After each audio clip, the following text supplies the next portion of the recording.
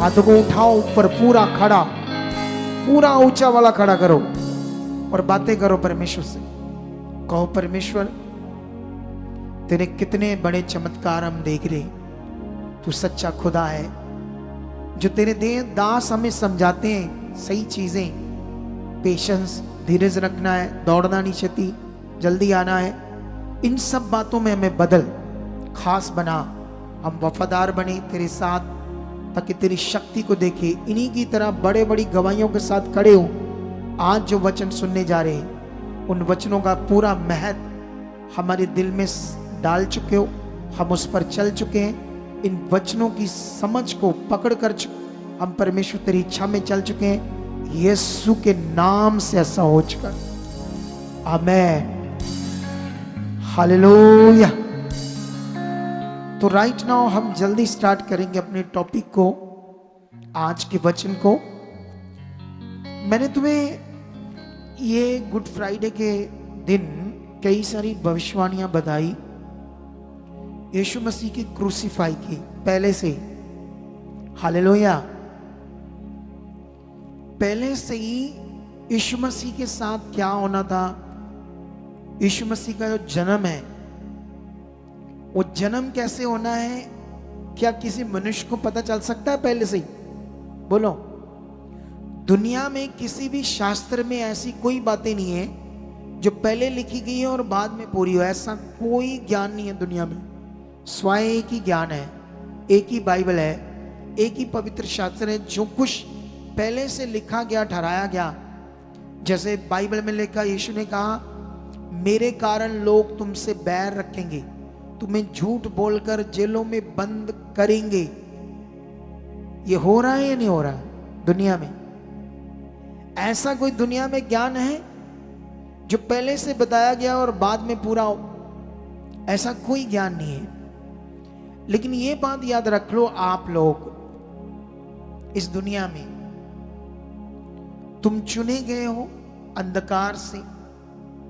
अपना फोकस बनाकर रखना, अपना ध्यान बनाकर रखना, क्योंकि जो कुछ आपको समझाया जाता है सिर्फ तुम्हारे भले के लिए।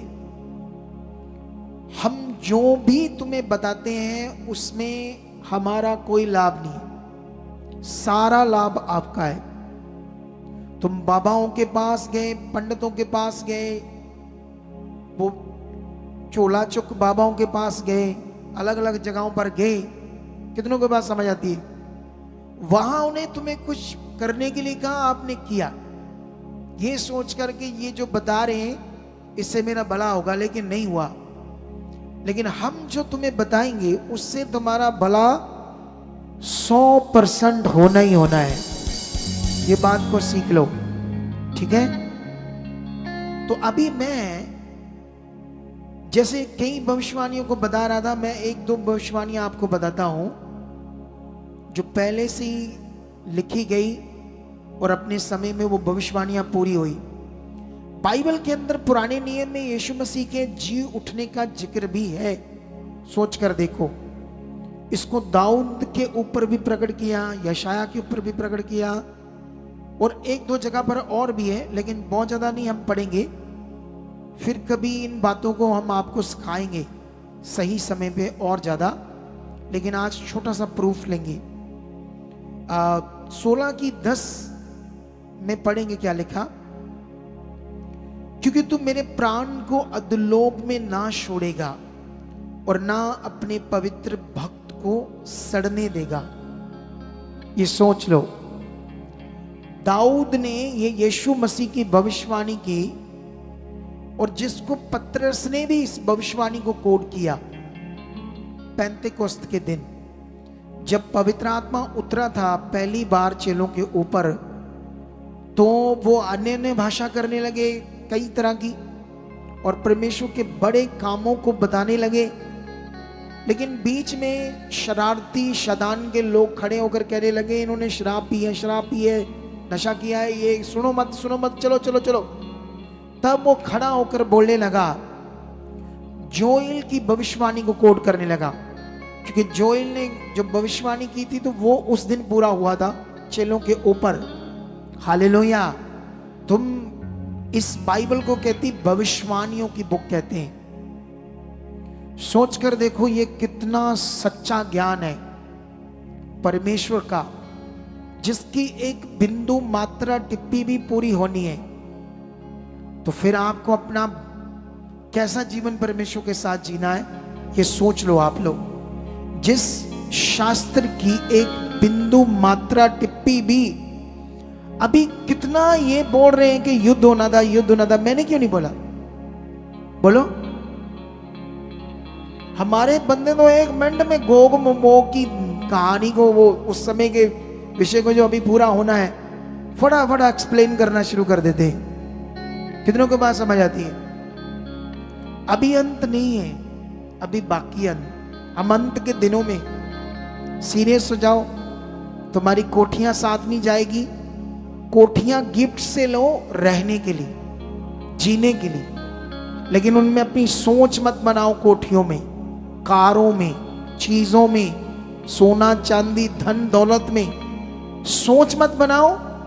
वचन को पूरा करो, वो तुम्हें यूज के लिए, आनंद के लिए भूषण देगा, हीरे देगा, ज्वारा देगा। वैसा ही सामर्थ्य। हालेलुया। खोज किसकी खोज में रहो? परमेश्वर, खुदा की खोज में। वो क्या चाहता है मेरे जीवन में, उन बातों पर ध्यान देते जाओ। लेकिन बाइबल में लिखा, जब उसने ये योएल की भविष्यवाणी को कोट किया तो वहां पर प्रचार करते करते वो यीशु पर लेकर आया। यीशु कौन है जिसे तुमने क्रूस पर चढ़ा दिया? वो कहता हम उसके गवाह हैं। उस समय वो बता रहा था लाखों यहूदियों को जो यीशु मसीह के विरोध में थे। बाइबल में लिखा उसने उनको ये प्रचार किया और एक वचन कोट किया। मैं बताता हूं कौन सा वचन कोट किया। प्रेरितों की बुक में जाता हूं, यही वाला वचन कोट किया था।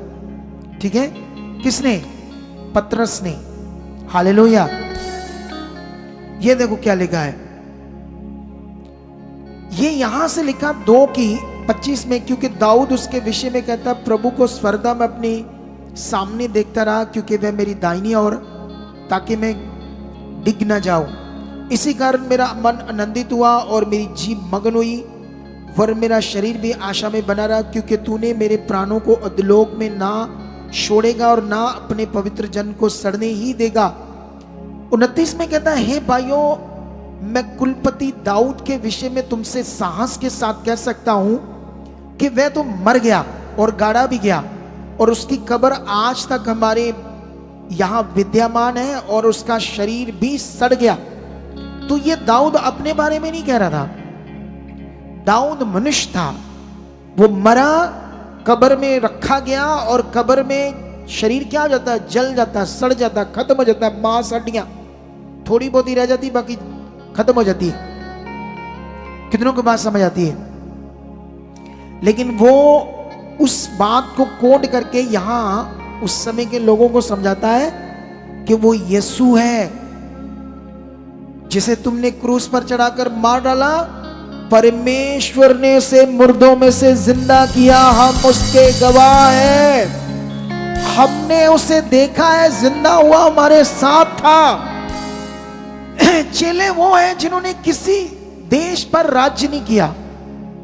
चेले वो हैं, थोड़ा सा पानी देना। चेले वो हैं जिन्होंने कोई इलेक्शन नहीं लड़ी, कोई मंत्री नहीं बने, कोई राजा नहीं बने। उन्होंने अपने जीवन को परमेश्वर के लिए दे दिया। इतना विरोध हुआ, इतनी मारपीट उन्हें पड़ी, इतना मारा गया। जहां तो हो ना, उन्हें कोई देश मिलने थे, संतलत मिलनी थी, कोई बड़ा पद मिलना था, तो फिर वो ऐसी झूठी चीजों को दुनिया में फैलाई। ये बातों को सीखना होगा तुम्हें और सीरियस बनना होगा। जब तक तुम सीरियस नहीं हो, तुम हमेशा परमेश्वर के मन को शोकित करोगे, पवित्र आत्मा को शोकित करोगे, क्योंकि तुम इतनी चीजें गड़बड़ करोगे, इतनी अनाज्ञाकारी करोगे। आप जानते, फ्राइडे को लोगों ने मुझे हर्ट कर दिया। मैं रियल में हर्ट हो गया उनका स्वभाव देखकर, लोगों का सिस्टम देखकर। ऐसे ही बाइबल में लिखा, पवित्र आत्मा को शोकित मत करो। कितनों को बात समझ आती है? लेकिन अभी अगर मैं और भी आपको समझाऊं कई जगह से तो बड़ा लंबा टाइम लग जाएगा, लेकिन ये मैंने एक प्रूफ दे दिया कि यीशु का पहले से ही जी उठने की भी भविष्यवाणी हुई। एक वचन में पढ़ाता हूं, बड़ा इंटरेस्टेड बात है। वैसे तो यीशु मसीह ने अपने जी उठने की 3 बार भविष्यवाणी की चेलों के सामने, ठीक है। उसने कहा तुम इस मंदिर को ढा दो और मैं तीसरे दिन इसको फिर से बना दूंगा। लेकिन चेलों को बात ये समझ नहीं आ रही थी, मंदिर को ढा दो और तीसरे दिन में इसको बना दूंगा। जब यहूदियों ने ये बात सुनी, उन्होंने कहा इसको तो 40 साल लगे मंदिर को बनने में, तो 3 दिन में कैसे बना सकता है? बोलो। क्योंकि वो शरीर ईंट पत्थर की सोच ली उन्होंने, उस भेद की बात को वो समझ नहीं पाए इजराइली। 12:40 में यीशु मसीह ने एक यूहन्ना का वचन कोट किया। योना जो था, यूहन्ना नहीं जोना। 12:40 में लिखा, जोना 3 दिन रात जल जंतु के पेट में रहता है, वैसे ही मनुष्य का पुत्र 3 रात दिन पृथ्वी के भीतर रहेगा। ये भीतर नहीं, नीचे रहेगा, नीचे। कितनों को बात समझ आती है? ट्रांसलेटर ने थोड़ा सा गलत लिख दिया। अब यीशु मसीह ने भी ये कोट किया था वो बात को, ठीक है। पहले से ये शब्द भी यीशु के बताते हैं कि मेरे साथ क्या होने वाला है, और पहले से बताया गया। यीशु मसीह ने 3 बार चेलों के सामने अपनी क्रूसीफाई और मुर्दों में जी उठने की बात की, लेकिन जब वो क्या कहते हैं उसको क्रूसीफाई हो गया तो तुम्हारे और तुम्हारी तरह वो भूल गए चेले, क्योंकि अभी पवित्र आत्मा उनके पास नहीं था, आत्मा में चलना उन्हें आता नहीं था। आता नहीं मतलब आत्मा उनके पास नहीं था तो चलना क्या है उन्होंने। लेकिन तुम्हारे पास तो है पवित्र आत्मा, तुम्हें चलना नहीं आता तो तुम्हारे पास फिर उतनी स्ट्रांग बुद्धि नहीं रहेगी कि वचनों को याद रखो। वो भूल गए, और जब भूल गए कि यीशु ने तो हमें बताया था कि मैं जिंदा हो जाऊंगा, और रोने लगे, परेशान होने लगे। और जानते हो जो काम यीशु मसीह ने 3.5 सालों में करने के लिए दिया, तैयार किया, गवाह बनने के लिए, सुसमाचार देने के लिए, परमेश्वर के कार्य को बंद करके कहते हैं सबसे बड़ा लीडर, सबसे बड़ा चेला कहने लगा मैं तो अब मछलियां पकड़ने जाऊंगा, वापस अपने काम पर जाऊंगा। हालेलुया। कल मेरी किसी से बात हुई, उसको किसी ने कोई ऐसी बात है कि कहते मैं भी वो बंदा भी कहता मैं प्रभु की सेवा छोड़ दूंगा और काम करूंगा जाकर। कितनों को बात समझ आती है? अरे शैतान का काम है तुम्हें परमेश्वर से दूर करना, बस। परमेश्वर से दूर होने का मतलब उसकी इच्छा पूरी होनी, वो तुम्हें अपनी गुलामी में फिर रखेगा। हालेलुया। लेकिन अभी मैं ये भी समझा दिया कि क्या पहले से ठहराया गया था, लेकिन अभी एक वचन हम पढ़ते हैं, मत्ती में जाते हैं, ये स्पीड से पढ़ देंगे इसको और थोड़ा मोटा मोटा एक्सप्लेन कर देंगे, और उसी से तुम्हें समझ आ जाएगी सारी बात, ठीक है। 28:1 में लिखा, मत्ती में, सबत के दिन बाद, मैं ये वो वाला सीन पढ़ाने जा रहा हूं जब यीशु जिंदा हुआ। सबत के दिन के बाद सप्ताह के पहले दिन पौ फटते ही मरियम मगदलीनी और दूसरी मरियम कब्र को देखने आई, और देखो एक बड़ा भूकंप हुआ, क्योंकि प्रभु का एक स्वर्गदूत स्वर्ग से उतरा और पास आकर उसने पत्थर को लुढ़का दिया और उस पर बैठ गया।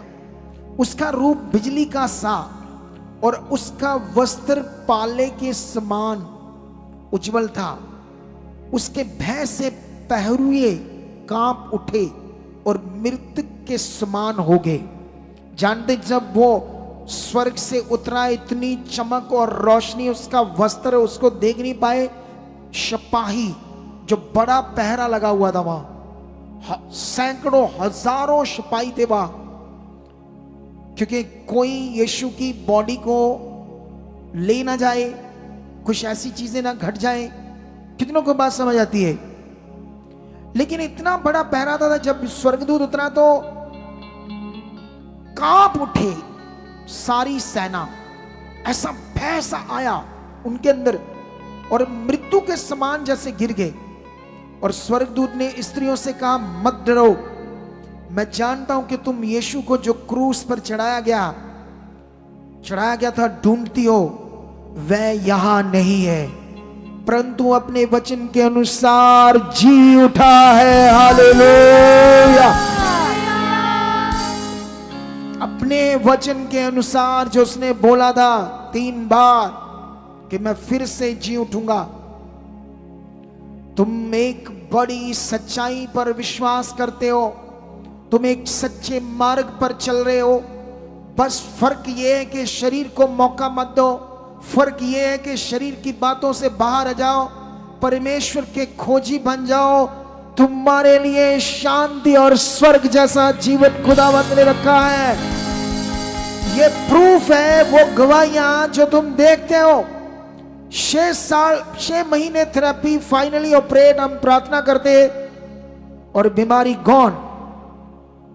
10 साल किराया उधार लेकर, बारिश हो, कुछ भी हो, सब कुछ किया, ना शैतान से छुटकारा, ना जीवन मिला। क्यों? क्योंकि सही ज्ञान भी चाहिए, सही शिक्षा भी चाहिए। आप जानते हो मेरी शिक्षा का विरोध कराता है शैतान कलीसियाओं से, ताकि लोगों के पास जो मैं समझा रहा हूं अच्छे से ना जाए। तुम्हारे पास ये जो ज्ञान मैं तुम्हें दे रहा हूं बड़ा पावरफुल है, इसे पकड़ के रखो। ये तुम्हें दमदार जीवन जीने वाला बनाएगा, ये तुम्हारे घर को एक स्वर्ग जैसा बनाएगा, तुम्हारी जिंदगियों को एक पावरफुल बनाएगा। कितनों को बात समझ आती है? लेकिन यहां पर, और शीघ्र जाकर उसके चेलों में से कहो, वह मृतकों में से जी उठा है और वह तुमसे पहले गलील को जाता है और वहां उसका दर्शन पाओगे। देखो मैंने तुमसे कह दिया। आगे बढ़ते हैं, क्या लिखा है। अब हम पढ़ेंगे यहां से आगे 11 से पढ़ते क्या लिखा है, क्योंकि उसके बाद चेले उसे देखते हैं, उनसे मिलता है। ये लिखा है, पढ़ देते हैं 8, 9, 10 भी। और भय और बड़े आनंद के साथ कब्र से शीघ्र लौट गई वो सारी औरतें और उसके चेलों को समाचार देने के लिए दौड़ गई। तब यीशु उन्हें मिला और कहा, सलाम। उन्होंने पास आकर और उसके पांव पकड़कर उसको दंडवत किया। तब यीशु ने उनसे कहा, मत डरो मेरे भाइयों से जाकर कहो कि गलील को चले जाएं और वहां मुझे देखोगे। सोच कर देखो, वो मिले यीशु जिंदा होने के बाद। ये आम लोग हैं, ये आम लोग। ये इतिहास में किसी राजा गद्दी, कोई सोना चांदी, कोई रिश्वत, कोई इन्हें जमीन नहीं मिली इस बदले कि इन्होंने झूठा बताया होगा दुनिया को कि यीशु जिंदा हुआ है। ये कितना बड़ा ज्ञान है, इसके बराबर दुनिया में या इसके पास भी थोड़ा सा आ जाए कोई ज्ञान नहीं है दूसरा। कितनों को बात समझ आती है? चलो 11 से पढ़ते हैं। वे जा ही रही थी कि पहरुओं में से कुछ ने नगर में आकर पूरा हाल प्रधान याजकों से कह सुनाया। तब उन्होंने पुरनियों के साथ इकट्ठे होकर सम्मति की। किन लोगों ने? ये पुरनिये याजक जिन्होंने यीशु को क्रूस पर चढ़ाया था। जब सिपाहियों ने आकर उन्हें खबर दी कि ऐसा ऐसा हुआ है, वहां ऐसा हुआ है, यीशु नहीं है, उसकी कब्र खाली है, हमें नहीं पता क्या हुआ उसके साथ। लेकिन सिपाहियों को बहुत चांदी पैसा देकर कहा, यह कहना कि रात को जब हम सो रहे थे तो उसके चेले आकर उसे चुरा ले गए यीशु को, और यदि ये बात हाकिम के कान तक पहुंचेगी तो हम उसे समझा लेंगे और तुम्हें जोखिम से बचा लेंगे। अतः उन्होंने रुपया लेकर जैसा सिखाए गए थे वैसा ही किया। ये बात आज तक यहूदियों में प्रचलित है। यहूदी आज भी जो जिंदा है यही बात कह रहे हैं। उन्होंने तो चरा लिया था यीशु के चेलों ने, वो जिंदा नहीं हुआ है। अगर नहीं हुआ होता यीशु जिंदा तो यीशु के नाम से जीवन कैसे मिलता? मैं यीशु के नाम से दुष्ट आत्मा को कैसे निकालता। दुनिया के किसी ग्रंथ में कोई दुष्ट आत्मा का जिक्र नहीं है, भूत प्रेतों का है। भूत प्रेत क्या होते हैं और दुष्ट आत्मा क्या होती है, दुनिया को यह भी डिफरेंस पता नहीं। जिन दुष्ट आत्मा को वो भूत प्रेत कहते हैं, वो भूत प्रेत नाम का एक विषय उनके दिमाग से खुद से बना है। दुष्ट आत्माएं का मतलब नहीं उन्हें पता है। दुष्ट आत्माओं का मतलब होता है अशुद्ध आत्माएं जो स्वर्ग से गिराई गई। जो पहले दुष्ट आत्माएं नहीं थी, एक परमेश्वर की सेना थी, लेकिन परमेश्वर के अगेंस्ट जब पाप किया तो वो अशुद्ध हुए और उन्हें गिरा दिया गया, और वही पृथ्वी पर आज काम कर रही है। ये जो कोई कहता मैं खेतरबाल हूं, कोई कहता मैं फलानी दुष्ट आत्मा हूं, या किसी भी दुनिया के जो ये बाबा बूबा इधर बहुत सारे भगवान है ना, उनका भी नाम ले देती है, हम वो हैं। कितनों को बात समझ आती है? इधर देखा नहीं आपने क्या बोल देती हो। लेकिन ये दुष्ट आत्माएं, कोई बंदा जब मरता है उसका कोई भूत प्रेत नहीं बनता। दुनिया को तो ये भी ज्ञान नहीं है। कितनों को बात समझ आती है? कोई भूत प्रेत नहीं बनता किसी का। ये दुष्ट आत्मा कॉन्सेप्ट ही अलग है, और ये जिक्र सिर्फ तुम्हें इस सच्चाई में मिलेगा, एक सच्चे मार्ग पर मिलेगा। कितनों को बात समझ आती है?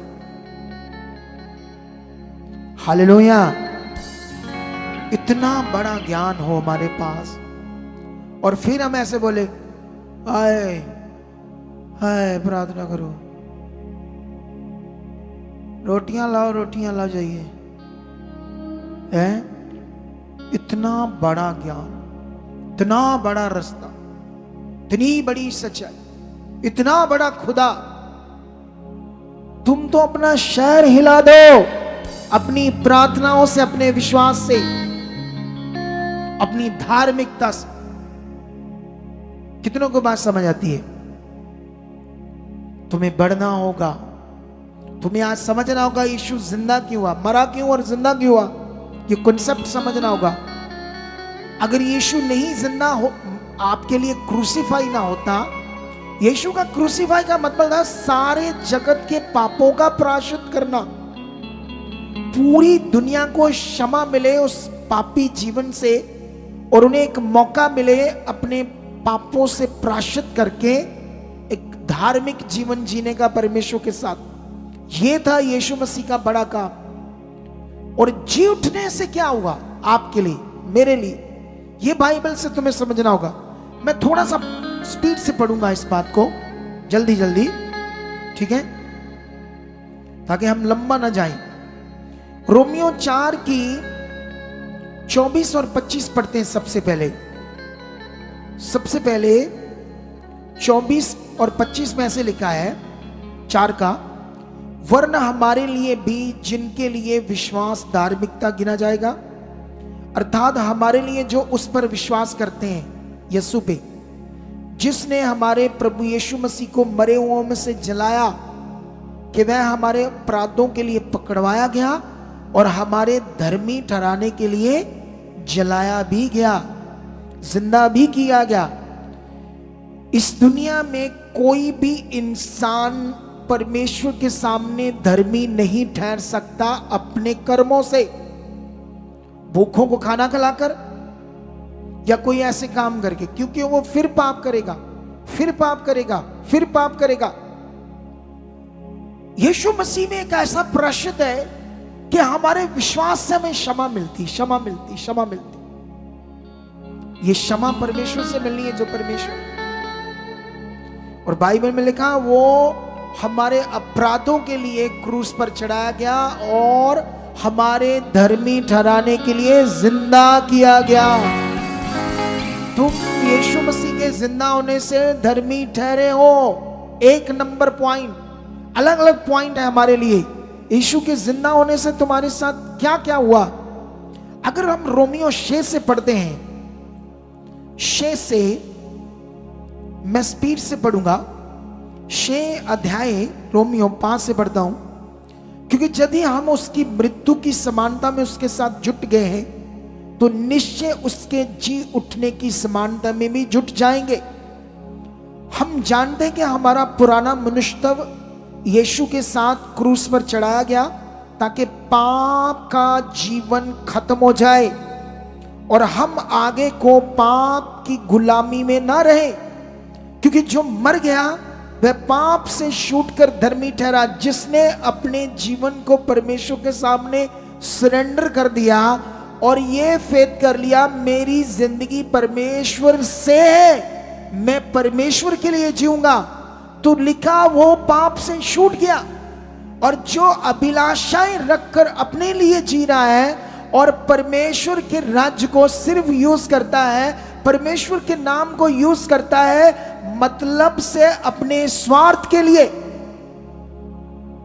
अपने काम के लिए, तो वो फिर नया जीवन जी उठेगा नहीं। आगे से पढ़ते हैं, और वो गुलामी में रह जाएगा, क्योंकि जो मर गया वह पाप से छूटकर धर्मी ठहरा।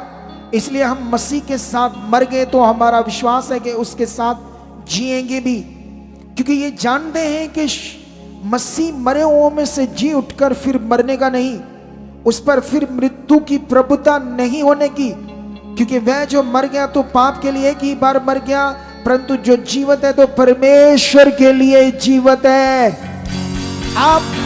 अब ये वचन हमें एक जीवित जीवन जीने की आशा देता है खुदावंत के साथ। तुम बीमारियों में रहोगे जब मरा हुआ जीवन जियोगे, जब तुम शरीर का जीवन जियोगे, जब तुम अनाज्ञाकारी का जीवन जियोगे तो तुम्हारी जिंदगी में हालात होंगे, अशांति होगी, प्रॉब्लम होगी।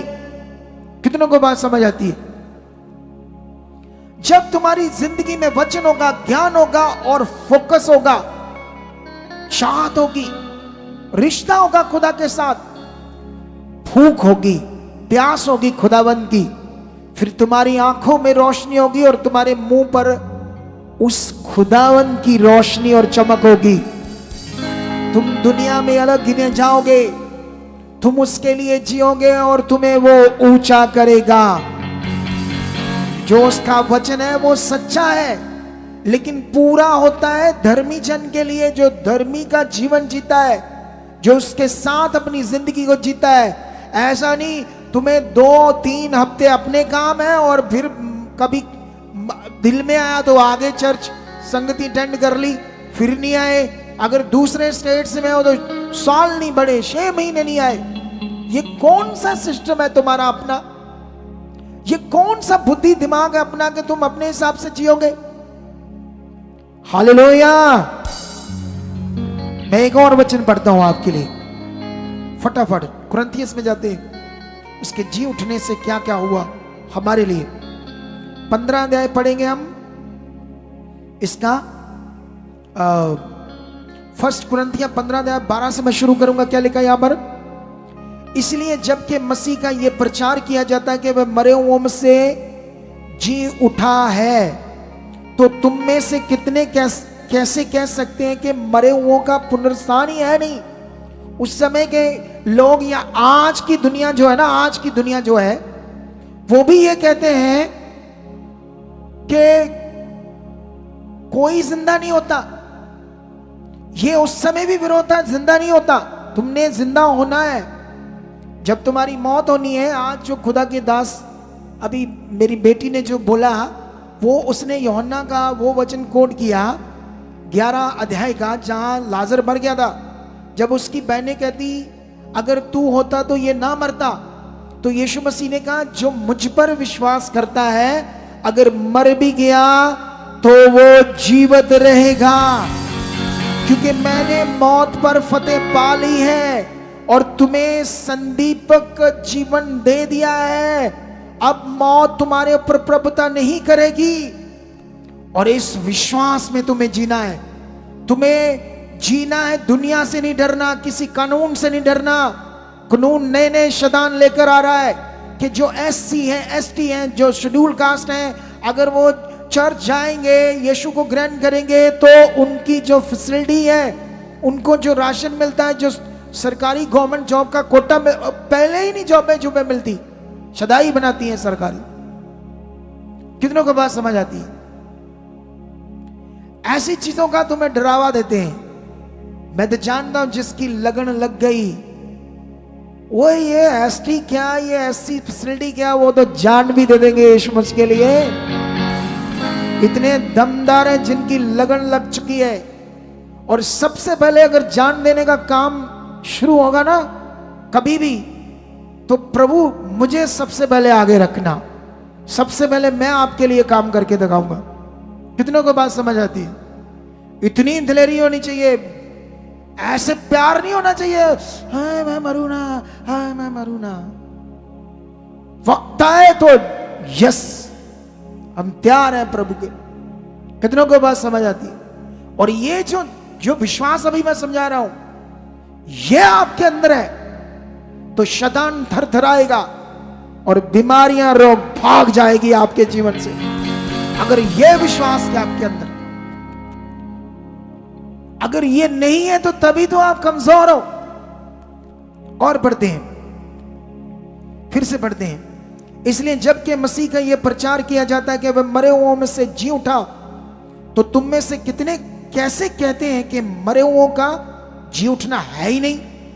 यदि मरे हुओं का जी उठना नहीं है, पुनरुत्थान नहीं है, तो मसीह भी नहीं जी उठा। और यदि मसीह नहीं जी उठा तो हमारा प्रचार करना भी व्यर्थ है और तुम्हारा विश्वास भी व्यर्थ है, वरन हम परमेश्वर के झूठे गवाह ठहरे। क्योंकि हमने परमेश्वर के विषय में यह गवाही दी कि उसने यीशु को मुर्दों में से जिंदा किया है। और जब भी यीशु को मुर्दों में से जिंदा नहीं किया, या मुर्दे नहीं जी उठते, और यदि मुर्दे जी नहीं उठते तो मसीह भी जी नहीं उठा। और यदि मसीह नहीं जी उठा तो तुम्हारा विश्वास व्यर्थ है और तुम अब तक अपने पापों में फंसे हो। वरन जो मसीह में सोगे वह भी नष्ट होगे। और यदि हम केवल इसी जीवन में मसीह से आशा रखते हैं तो हम सब मनुष्यों से आप भागे हैं, खराब किस्मत वाले हैं। कितनों को बात समझ आती है? पौलुस का विरोध होता है कि मुर्दों का जी उठना नहीं होता है। ये बुद्धिस्ट नहीं विश्वास करते कोई स्वर्ग होता है, कोई गॉड होता है। पता है आपको? बुद्धिस्ट धर्म वाले नहीं बिलीव करते। वो कहते हैं जिंदगी को इस ढंग से जियो, बेहतर जियोगे। लेकिन गॉड नॉट एग्जिस्ट, वो कोई एग्जिस्ट नहीं करता, लेकिन वो है, वो शक्तिशाली परमेश्वर है। लेकिन बाइबल कहती इस समय वो धीरज धर के बैठा हुआ है।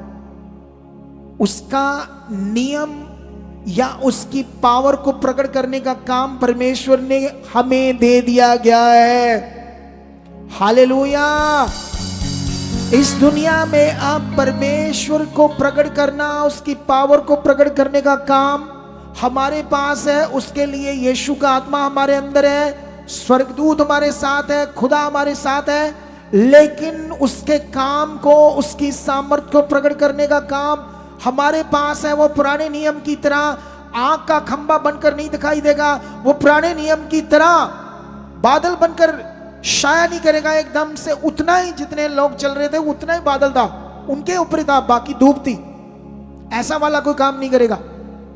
वो अब चट्टान से पानी नहीं निकालेगा, अब आपको बुद्धि देगा क्या करना है इस समय। लेकिन याद रखो, तुम इन वचनों को समझो, इस पावर को जो हम पढ़ रहे हैं। कितनों को बात समझ आती है? तुम यीशु के साथ जिंदा किए गए हो।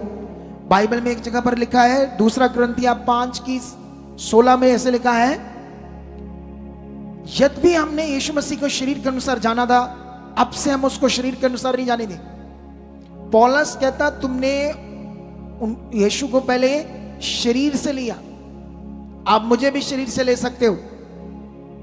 मेरे मेरे मेरे आने वाले मुंह से वचनों को भी शरीर से ले सकते हो, क्योंकि उन्होंने यीशु को लिया। लेकिन कहता आप जब वो जिंदा हो चुका है, हमने उसे देखा और तुमने उसे देखा है, वो हमारे साथ रहा, तो अब उसे हम शरीर के अनुसार नहीं देखेंगे, क्योंकि तुम अब उसमें नई सृष्टि हो। कितनों को बात समझ आती है? अफिसियों का एक पावरफुल वचन पढ़ाएंगे लास्ट, इससे आगे नहीं जाएंगे, ये तो लंबा हो जाएगा। 2:4 में लिखा, परंतु परमेश्वर ने जो दया का धनी है, अपने उस बड़े प्रेम के कारण जिससे उसने हमसे प्रेम किया, जब हम अपराधों के कारण मरे हुए थे तो मसीह के साथ जिंदा किया। अनुग्रह से तुम्हारा उद्धार हुआ और ये मसीह यीशु में उसके साथ उठाया, और मसीह यीशु में उसके साथ जिंदा उठाया मतलब जीवित किया हमें, और स्वर्गीय स्थानों में उसके साथ बैठाया। ये अधिकार की बात है। तुम अब परमेश्वर की संतान हो। कितनों को बात समझ आती है? हालेलुया। तुम क्या हो? परमेश्वर की अब संतान। तुम्हारे पास एक अधिकार है कि तुम परमेश्वर के साथ चलो और उस अपने अधिकार से जियो। ये बिच बिच जीना नहीं है तुम्हारे लिए। कितनों को बात समझ आती है? यह अधिकार कैसे होगा? जब ये वचन आप अंदर रखोगे, जब खरे, वफादार, आज्ञाकारी बात को मानोगे, छोटी छोटी बात यहां जो समझाई जाती है उससे पकड़ोगे।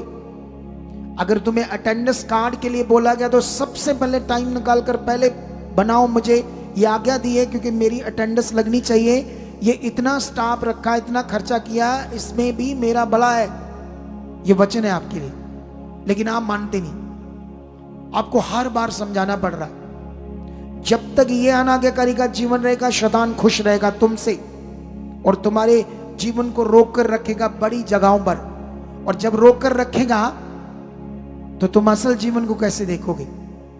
जो असल जीवन है यीशु, बड़ा खास, बड़ा जबरदस्त, बड़ा उत्तम, बड़ा प्रीशियस। अगर तुम उसकी शक्ति को देखना चाहते अपने जीवन में तो आज मन फिराओ।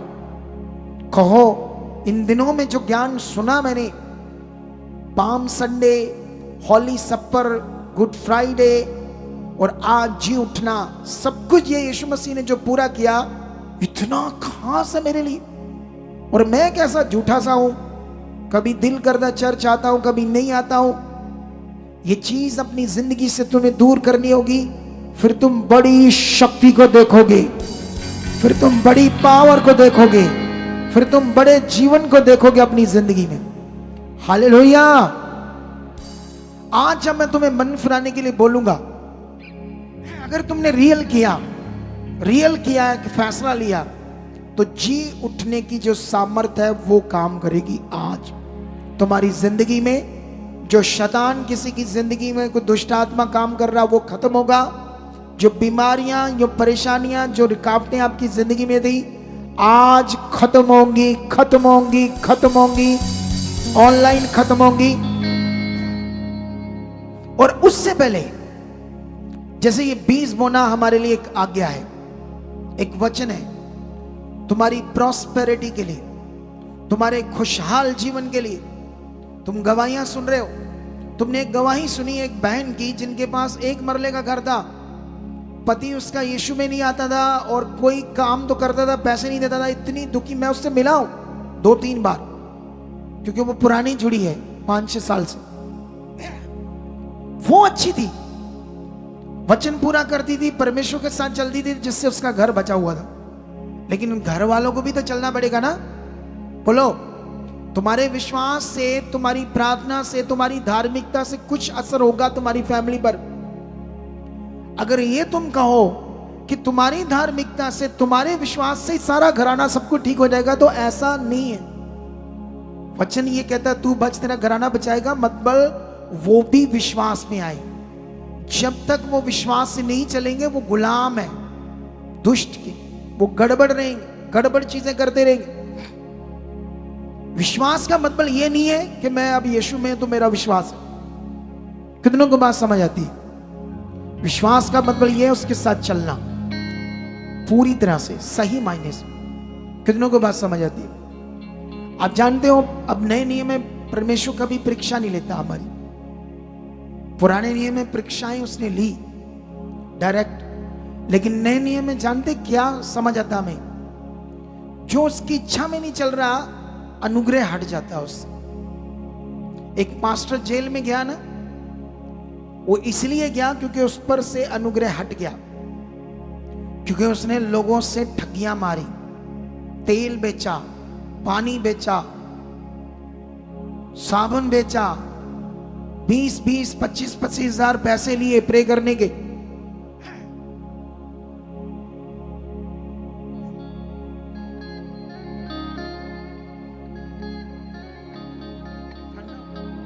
सुनो, अनुग्रह उठ गया। आज भी अनुग्रह उठता है अनाज्ञाकारी लोगों पर। कितनों को बात समझ आती? आप जानते हो कभी कभी परमेश्वर कुछ ऐसी चीजें समझाता है जिसे हम,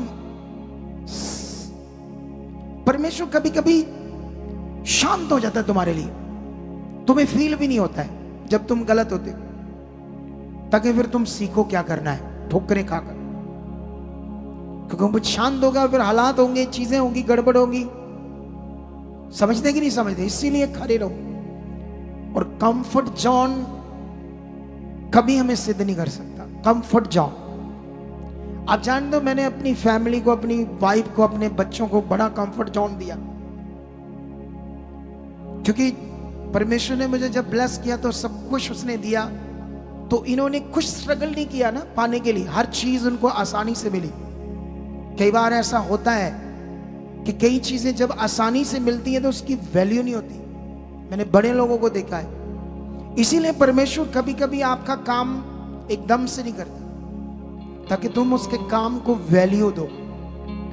जब तुम प्रेयर में रहो, जब तुम खड़े बने रहो, उसके साथ बने रहो, तो फिर वो सही समय राइट फेथ के साथ जब काम करता है तो तुम्हारी वैल्यू, उसकी वैल्यू होती कि हाँ खुदा ने किया है, तुम वैल्यू रखते हो।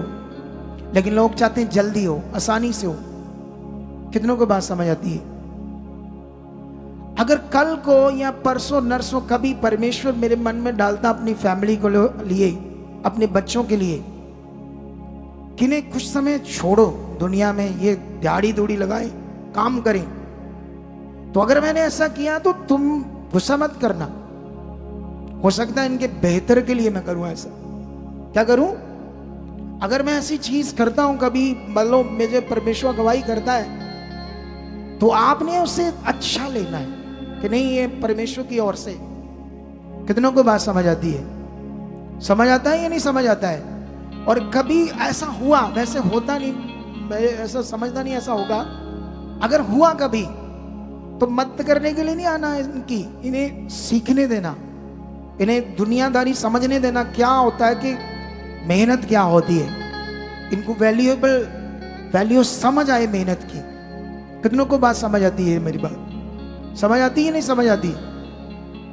तो जियो फिर उसके साथ। हालेलुया। कितनों को बात समझ आती है? क्योंकि मैंने ये सब कुछ पाने के लिए जो किया है ना, जो मेरा स्ट्रगल था, मेहनत थी, तुम सोच भी नहीं सकते। मैंने अपनी बॉडी के चिथड़े उड़ा दिए सब कुछ के लिए। अपनी प्रार्थनाओं में अकेला रहकर कई चीजें ऐसी की, और अभी भी मैं इसको शुरुआत मानता हूं। खुदा का काम करना कोई नॉर्मल विषय नहीं होता, याद रखना। एक युद्ध होता है जो बाइबल में लिखा है शैतान से, और फिर रूहें बचती है। सुसमाचार देना अलग चीज है, लेकिन युद्ध करना उससे, युद्ध तो तुम्हारा भी है, ऐसा नहीं कि नहीं है। इसीलिए तुम्हें अपने हथियार बांध कर रखने हैं, जो मैं तुम्हें समझाता जाऊंगा। तो आर यू रेडी सब चीजों के लिए? हालेलुया। रेडी हो? तो फिर ये वफादारी, अपना सीट, अपना दशमांश, इस मीटिंग के लिए एक्स्ट्रा बोना, दशमांश के अलावा। और आपको मैं बधाई देता हूं, हमारी ब्रांच, मतलब हमने जगह ले ली है वहां, मतलब लीज पर बठिंडा में, तो समझो ब्रांच खुल चुकी है। प्रार्थना में रहना कि पंजाब के हर शहर में 2 ब्रांचें हो, एक शहर के उस साइड, एक शहर के इस साइड, ताकि हर जगह लोग भाग भाग कर इस संगति को, वचन को सुने और परमेश्वर के लिए जिए। कितनों को बात समझ आती है? समझ आती कि नहीं समझ आती है? हालेलुया। ये वो नियम है जो आपको फाइनेंशियल उन्नति देगा, लेकिन बहुत सारे लोग कभी इस नियम में वफादार कभी बन ही नहीं पाते। कितने लोगों को परमेश्वर फौरन भेजता है, वो भूल जाते हैं, थोड़ा बहुत डाल देते हैं, दिल किया। ऐसा नहीं करना। हर मंथ परमेश्वर का पूरा दशमांश बोना है वफादारी से। उसने तुम्हारे लिए अपना जीवन पूरा दिया, तुम्हारा काम पूरा किया या अधूरा किया? तुम्हें स्वर्ग में जाना और अनंत जीवन मिलना, ये आधा मिलेगा अनंत जीवन या पूरा? इसीलिए उसने बोला इट इज कंप्लीट, सब कुछ पूरा हुआ। अगर वो शक्तिशाली परमेश्वर सब कुछ पूरा करता है तो हम भी उसके नियम में अधूरे नहीं रहेंगे, पूरे बने रहेंगे। तो निकालो अपनी सीट को। उसके बाद आज की जो ये जी उठने का जो दिन है, जिसे बोलते हैं रेजरेक्शन डे। क्या बोलते हैं इसे? रेजरेक्शन डे, जी उठने का दिन। हालेलुया। वैसे हम जो ईस्टर लिखते हैं ऐसा लिखना चाहिए सही में। इसके पीछे एक स्टोरी है थोड़ी सी बैड, लेकिन मैंने सोचा शब्द जो होते हैं उसकी बैड चीज को क्यों लेना है, क्योंकि अभी क्रिश्चियनिटी में मैं अकेला इतनी चीजें नहीं कर सकता। ईस्टर के पीछे एक विषय है रियल में जो आपको अभी नहीं बताना, कभी टाइम आएगा तो बताएंगे, ठीक है? जो बाइबल का शब्द है वो ईस्टर नहीं है, वो शब्द ये है रेजरेक्शन। कौन सा शब्द है? रेजरेक्शन। समझ आया ना? जी उठना। यीशु उठाओ अपने बीज और उठाओ अपनी वफादारी। हाथ नहीं, बीज। अपने बीजों को अपने हाथ में लो, बीजों को लो और ऊपर करो, परमेश्वर की ओर करो। हाँ, तब तक आप बीजों को परमेश्वर की ओर करो। और ये ऑनलाइन हमारे जो सोसाइटी के अकाउंट्स नंबर है, HDFC bank, Kotak Mahindra bank, इन दोनों को स्क्रीनशॉट ले लो और इन दोनों को, इनके QR कोड को भी स्क्रीनशॉट ले लो। और ये आगे जाकर बदल सकते हैं। अब कब बदलेंगे आपको पहले से पता चल जाएगा। तो अभी ये दोनों बैंक और दोनों QR कोड में पूरे भारत से बो सकते हो। एक व्हाट्सएप नंबर है फॉरेन के लोगों के लिए, ये मेरी निगरानी में आपको रिप्लाई मिलेगा। जब आप एक बार बोगे तो हर बार बोने में आपको इस पर मैसेज पूछना पड़ेगा। जो नियम हम बताएंगे, ऐसा नहीं अपनी मर्जी से जो हमने नियम बताया उसमें फिर वैसा ही कर दो आप, हर बार पूछना पड़ेगा। ये 2 हेल्पलाइन नंबर हैं, बाकी सारे नंबर भारतीय लोगों के लिए। आइए, खुदावंद तेरे पवित्र लोग जो आज तेरे पवित्र हजूरी में तेरे जी उठने के दिन को सेलिब्रेट करने आए हैं, और ये 20 इस मिनिस्ट्री के खर्चों का, और परमेश्वर तेरा आदर, ये तेरा आदर है क्योंकि ये भेंट है जिससे आपका वचन कहता है कि आप इसको सुखदायक सुगंध समझते हो, सूंघते हो। इनकी भेंट स्वीकार की जाए कुरनेलियस की तरह, इनका बीज छुआ जाए। जितना ये डाले परमेश्वर ने 100 गुना बढ़ाकर फल दो। आज छुआ इनके हाथों को, इनके हाथों में जो बीज है इसको छुओ ताकि इसका बड़ा फल ये काटे। और खुदावंद मैं मांगता इनके घरों पर, कारों पर बड़ी बरकत को मांगता हूं। ये बरकत ठहर चुकी है यीशु नाम से।